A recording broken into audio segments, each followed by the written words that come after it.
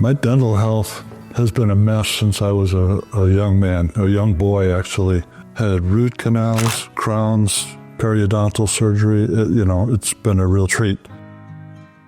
Sitting in a Panera with my wife, and I bit down on a bagel, and both of us heard one of my teeth snap. The tooth was dead, so it didn't hurt when it happened, but it was just kind of an eye-opener when the thing went pop. Had to fish out the piece of a broken tooth. I probably would have let it go on longer than it did, but my wife said, okay, that's it.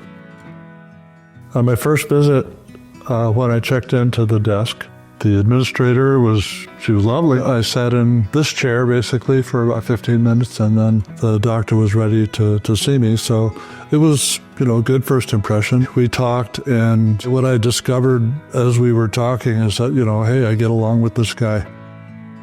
When I saw my smile for the first time, I was amazed. Mostly, I wouldn't let my lips get very far apart, just kind of hide the teeth and basically not smile. I mean, I like to smile. I think I'm a funny guy, and I like to make people laugh.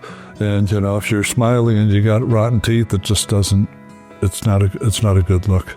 My selection of the locator dentures was based on the idea that they would snap into place and would stay there. I experienced the whole idea of having those things floating around in your mouth, where if you chewed too far close to the front, the things would go flying around in your mouth. That was, a light went on there. From there after, the dentures would stay in place. I stopped thinking about them, and that was a big deal to me.